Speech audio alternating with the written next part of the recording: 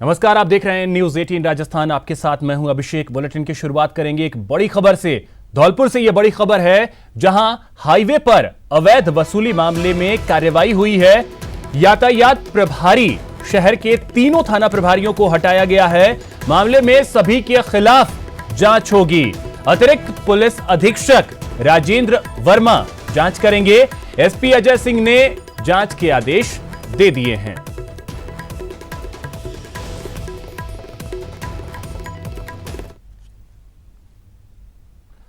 अब बात 1 जुलाई से होने वाले बदलाव की करते हैं, जिसका असर आम व खास पर पड़ सकता है।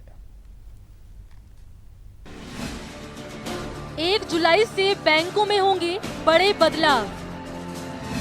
बदलाव से ग्राहकों को मिलेगी राहत। आसान हो जाएगा ऑनलाइन ट्रांजैक्शन।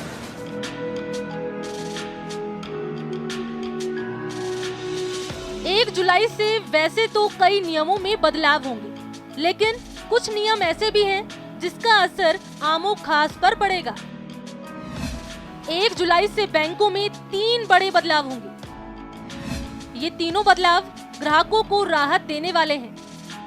1 जुलाई से ऑनलाइन ट्रांजैक्शन और होम लोन से जुड़े नए नियम लागू होने वाले हैं, जो देश के करोड़ों ग्राहकों की जिंदगी बदल देंगे। NEFT और RTGS पर चार्ज खत्म।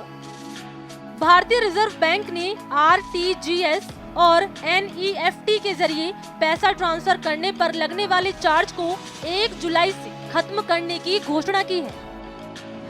दरअसल RTGS बड़ी राशियों को एक खाते से दूसरे खाते में तुरंत ट्रांसफर करने की सुविधा है। इसी तरह NEFT के जरिए 2 लाख रुपए तक तुरंत ट्रांसफर कर सकते हैं। डिजिटल ट्रांजैक्शन को बढ़ावा देने के लिए रिजर्व बैंक ने RTGS और NEFT के जरिए पैसे ट्रांसफर करने पर लगने वाले शुल्क को खत्म कर दिया है। SBI ग्राहकों को मिलेगी बड़ी राहत।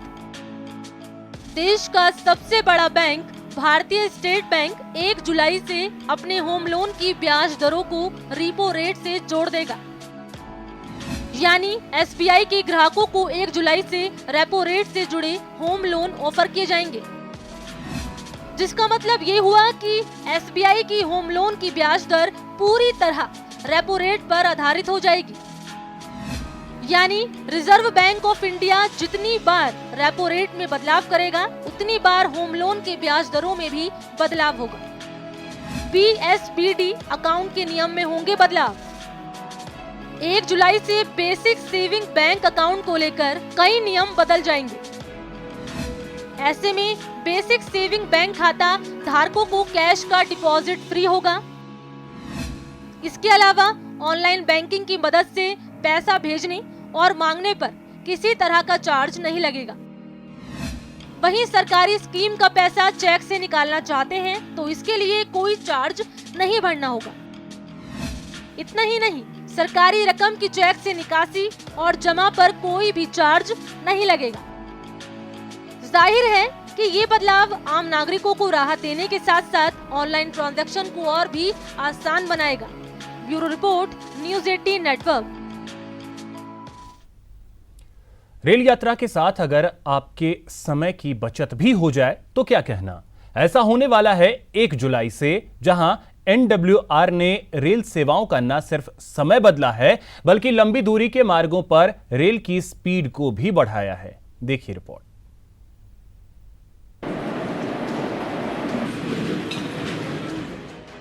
अब 1 जुलाई से आप हर स्टेशन पर 1 घंटे 20 मिनट पहले पहुंच जाएंगे। NWR के चारों बड़े मंडल यानी जोधपुर, अजमेर, जयपुर और बीकानेर से चलने वाली रेल सेवाओं का समय बदलने वाला है। कुल 59 ट्रेनों का समय बदलेगा, जिसमें मुख्य ट्रेनें हैं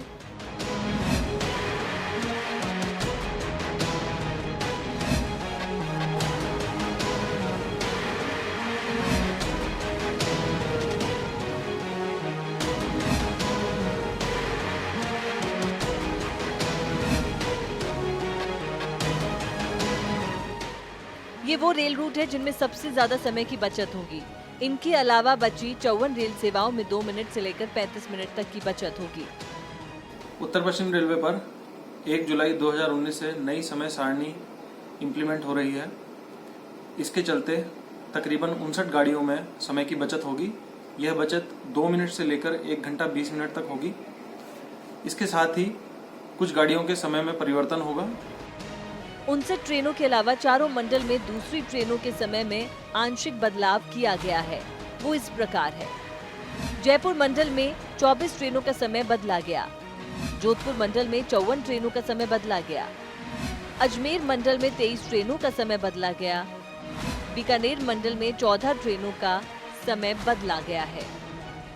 रेल सेवाओं के समय में हुए बदलाव के बाद रेल यात्रियों को NWR ने नसीहत दी है कि नए समय की जानकारी लेकर ही यात्रा करें और ज्यादा जानकारी के लिए 139 पर SMS करें।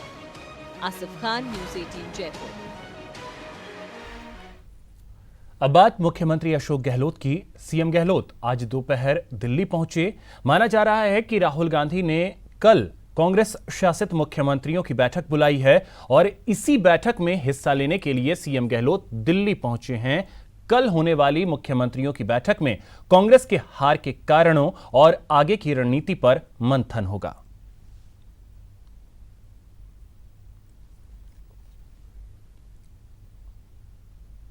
सीएम अशोक गहलोत ने Chhabra super critical thermal power station की 5वीं और 6ठी इकाई का लोकार्पण कर 12 को बड़ी सौगात दी।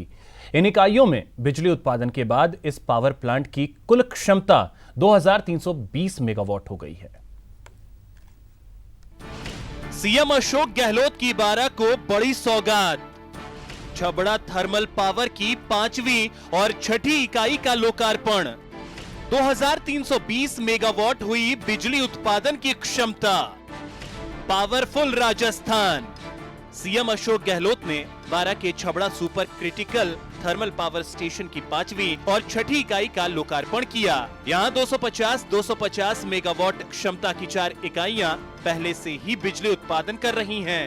अब सुपर क्रिटिकल तकनीक पर आधारित 660 मेगावाट की 5वीं और 6ठी इकाई के विद्युत उत्पादन शुरू करने के साथ इस पावर प्लांट की कुल क्षमता 2320 मेगावाट हो गई है। इससे न केवल राज्य की बिजली मांग की पूर्ति होगी, बल्कि प्रदेश बिजली उत्पादन में आत्मनिर्भरता की ओर बढ़ेगा। इस मौके पर सीएम ने कहा कि बिजली विकास का आधार है। उन्होंने कहा कि प्रदेश में बिजली की कोई कमी नहीं है, बस डिस्ट्रीब्यूशन में सुधार की जरूरत है। बिजली का डिस्ट्रीब्यूशन मजबूत हो, उसकी शिकायत आती रहती है। बिजली उपलब्ध है, उसके बावजूद भी कई बार गांव में या शहर में ट्रिपिंग होती है, बिजली की कटौती होती है, उसकी शिकायत लगातार आती रहती है। अभी मैंने और कल्ला जी ने 10-12 दिन पहले मीटिंग ली थी इस काम को लेके, और ये प्रयास कर रहे हैं कि ये हमारा तंत्र जो मजबूत बना है वो मजबूत बनेगा, उसको और मजबूत बनाए, जिससे कि जब बिजली उपलब्ध है उसका लाभ सबको मिलेगा, तब उसका वितरण जो है वो मजबूती के साथ होगा। गांव तक, ढाणी तक, कुएं तक, उद्योगों तक और आम लोगों तक, उन्हें घरों में जाएगा, छात्र पढ़ सकेंगे, तकलीफ नहीं होगी छात्रों। ये प्रयास हमारा जारी है, उम्मीद करता हूँ उसमें अवश्य सुधार होगा। लोकार्पण समारोह में ऊर्जा मंत्री बीडी कल्ला, खनन मंत्री प्रमोद भाया जैन, यूडीएच मंत्री शांति धारीवाल सहित बड़ी संख्या में गणमान्य लोग उपस्थित थे। इन दोनों इकाइयों में बिजली उत्पादन शुरू होने से 78 लाख नए उपभोक्ताओं को लाभान्वित किया जा सकेगा। इस मौके पर ऊर्जा मंत्री ने इस परियोजना में अहम भूमिका निभाने वालों को धन्यवाद दिया। बिजली के क्षेत्र में, ऊर्जा के क्षेत्र में अभिवृद्धि की है और ये लोकार्पण जो हुआ है, इससे हम आत्मनिर्भरता की ओर आगे बढ़ रहे हैं। सन 2021 तक निश्चित रूप से हम आत्मनिर्भरता की ओर तो बढ़ेंगे ही बढ़ेंगे, इसके साथ बिजली के क्षेत्र में सरप्लस स्टेट के रूप में साबित होंगे और इसके आगे की योजनाओं को भी हम उनके नेतृत्व में बनाने का काम कर रहे हैं। मैं इस अवसर पर खास तौर से उन इंजीनियर्स को, L&T को भी धन्यवाद देता हूं कि उन्होंने रात दिन एक कर इस काम को अंजाम देने में पूरा सहयोग दिया। बिजली का उत्पादन किसी भी प्रदेश या समाज के विकास का आधार है। कृषि, उद्योग, व्यापार, शिक्षा और कोई क्षेत्र कोई भी इससे अछूता नहीं है। ऐसे में छबड़ा थर्मल पावर की इन इकाइयों से बिजली उत्पादन शुरू होने के बाद निश्चित रूप से राजस्थान पावरफुल होगा। न्यूज 18 के लिए 12 से शाकिर अली की रिपोर्ट। लोकसभा चुनाव में मिली रिकॉर्ड जीत को बरकरार रखने के लिए भाजपा अब पंचायत चुनाव की तैयारियों में जुट गई है। इसके लिए पार्टी 6 जुलाई से ग्रामीण जिलों में सदस्यता अभियान शुरू कर रही है। भाजपा ने कोटा देहात में 1.5 लाख नए सदस्य बनाने का लक्ष्य रखा है, जहां 800 से ज्यादा बूथ हैं और प्रत्येक बूथ को 200 नए सदस्य बनाने का टारगेट दिया गया। बता दें, सदस्यता अभियान को लेकर आज कार्यकारिणी की बैठक हुई, जिसमें तैयारियों को अंतिम रूप दिया गया। सदस्यता अभियान 6 तारीख से प्रारंभ किया जा रहा है। उसकी तैयारी को लेकर के ये बैठक की है और कोटा जिले में 1.5 लाख सदस्य बनाने का लक्ष्य रखा है। मिस कॉल के माध्यम से सदस्य बनेंगे और अधिक से अधिक सदस्य बने, इसके लिए पूरी तैयारी के साथ बूथ तक हम कैसे रचना करके और शक्ति केंद्र के माध्यम से बूथ के माध्यम से अधिक सदस्य बनाएं। एक बूथ पर हमने 200 सदस्यों का लक्ष्य दिया है। हर बूथ पर भाजपा का मिस कॉल के माध्यम से 200 सदस्य बने, ताकि कहीं न कहीं देहात जिले का राजस्थान में ऐसा स्थान रहे कि अधिक से अधिक सदस्य बनाने में कोटा देहात जिले का नाम हो। टोंक जिला मुख्यालय पर जिला कार्य समिति की बैठक आयोजित हुई, जिसमें 6 जुलाई से शुरू होने वाले भाजपा के सदस्यता अभियान को लेकर रूपरेखा तय की गई।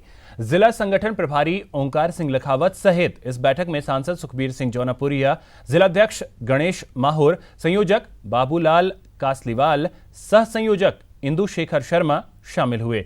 इसके अलावा कार्य समिति में शामिल 3 पूर्व विधायक अजीत मेहता, राजेंद्र गुर्जर व हीरालाल रैगर भी मौजूद रहे। इस दौरान अभियान को लेकर सुझाव भी लिए गए। सदस्यों को लेकर भी लक्ष्य निर्धारित किया गया। वहीं बैठक के बाद लखावत ने बताया कि इस बार हर वर्ग को सदस्यता अभियान से जोड़ा जाएगा। संगठन पर्व के रूप में हम 6 जुलाई से संपूर्ण देश में पार्टी का सदस्यता अभियान चला रहे हैं। इस लोकसभा चुनाव में व्यापक रूप से भारतीय जनता पार्टी को समर्थन मिला है और समाज का प्रत्येक वर्ग भारतीय जनता पार्टी से जुड़ना चाहता है। और हम लोगों ने भी ये तय किया है कि हम समाज के प्रत्येक वर्ग तक, हर जाति पे, हर समाज पर, हर मोहल्ले पर और विभिन्न जो सेवाओं में लोग काम करने वाले हैं, निजी क्षेत्र में काम करते हैं, किसान हैं, मजदूर है, व्यवसायी है, युवा है, महिलाएं हैं, SC, ST, माइनॉरिटी, उन सब के क्षेत्र के अंदर हमारा सदस्यता का व्यापक अभियान हम चलाएंगे। केंद्रीय मंत्री अर्जुन राम मेघवाल आज सरदार शहर के दौरे पर रहे। इस दौरान उन्होंने आचार्य महाप्रज्ञ जन्म शताब्दी समारोह में मुख्य अतिथि के रूप में शिरकत की।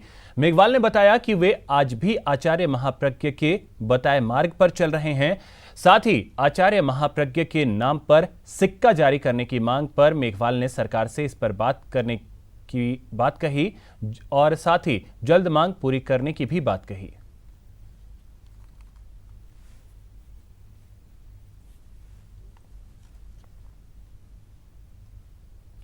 राष्ट्रीय लोकतांत्रिक पार्टी के नागौर के सांसद हनुमान बेनीवाल दूसरे दिन भी संसदीय क्षेत्र के दौरे पर रहे।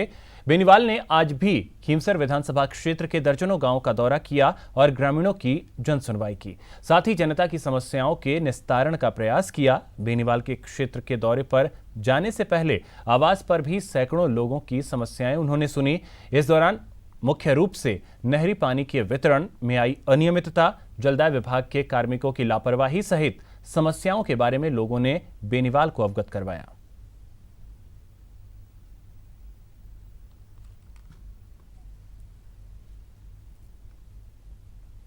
पिछली सरकार के 6 माह के कार्यों की समीक्षा में शहीद परिवार भी फंस गए हैं।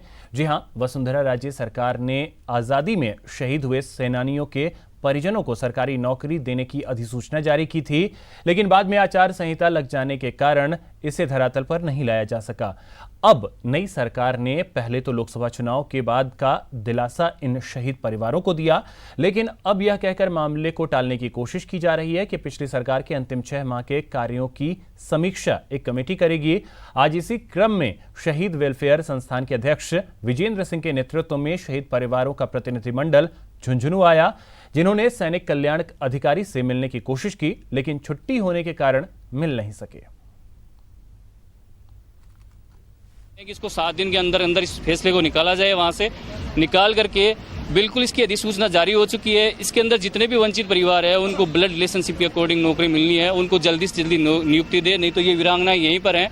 और इनने सबने निर्णय लिया है कि 7 दिन के अंदर अगर कुछ नहीं होता है तो 7 दिन बाद में हम अनिश्चितकालीन धरने पे बैठेंगी। हम सभी शहीद परिवार के बच्चों को नौकरी मिलनी चाहिए जो वाजिब है, अगर नहीं मिली तो 7 दिन के अंदर हम हड़ताल पे बैठेंगे। ब्रेक के बाद आपका स्वागत है। अब बात राजस्थान पुलिस के नए मुखिया की। जी हां, भूपेंद्र सिंह यादव ने राजस्थान पुलिस कप्तान का कार्यभार संभाल लिया है और सबके साथ मिलकर राजस्थान को अपराध मुक्त करने का वादा भी किया है। हरियाणा के सिंह को राजस्थान की कमान। भूपेंद्र सिंह यादव खाकी के नए मुखिया। कपिल को विदाई, अब भूपेंद्र करेंगे अगुवाई।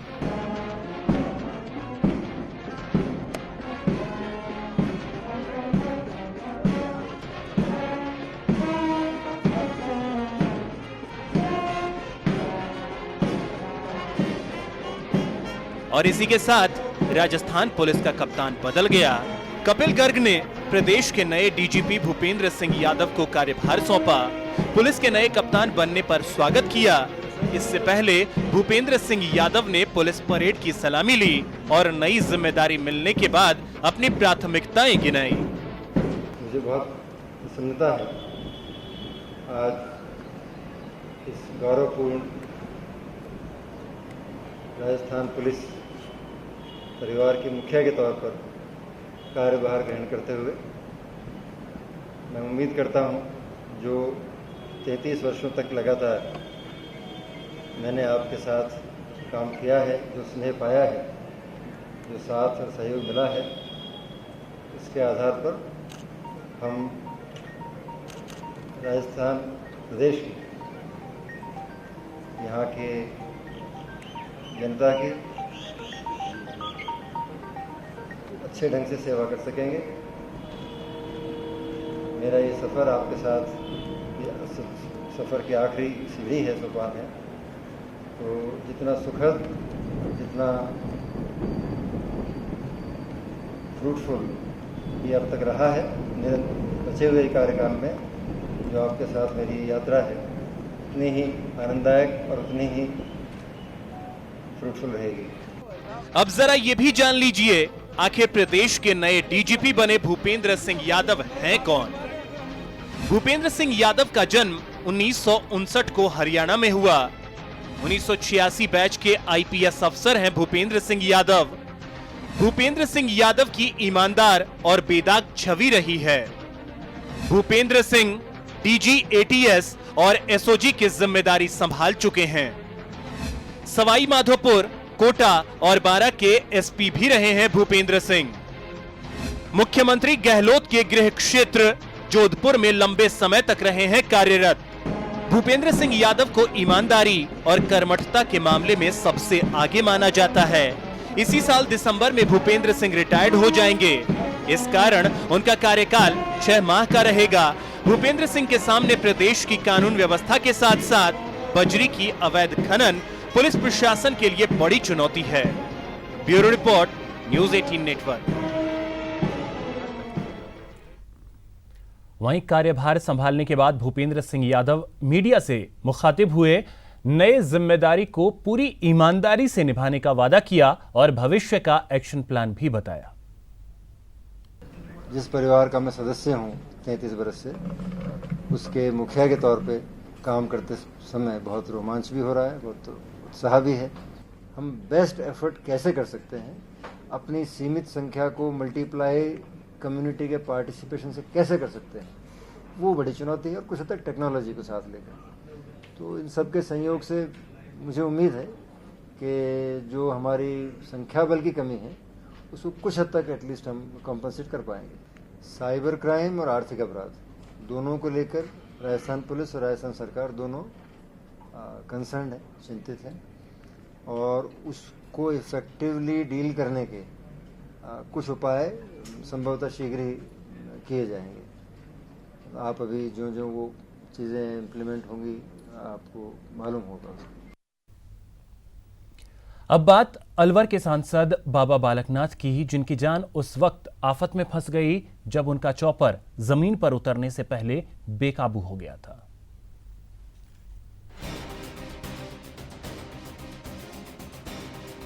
आसमान साफ था,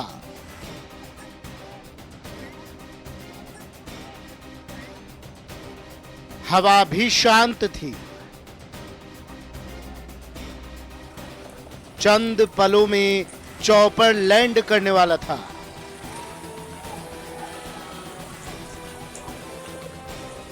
लेकिन लैंड से ठीक पहले चॉपर बेकाबू हो गया।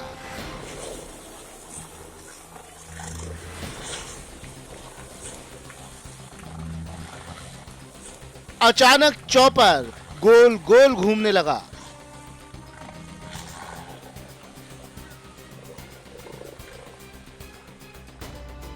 मौके पर मौजूद लोगों की सांसें फूल गई।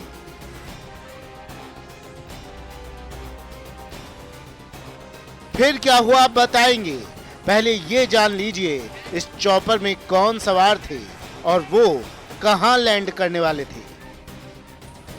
अलवर लोकसभा के सांसद बाबा बालकनाथ कोट कासिम आने वाले थे।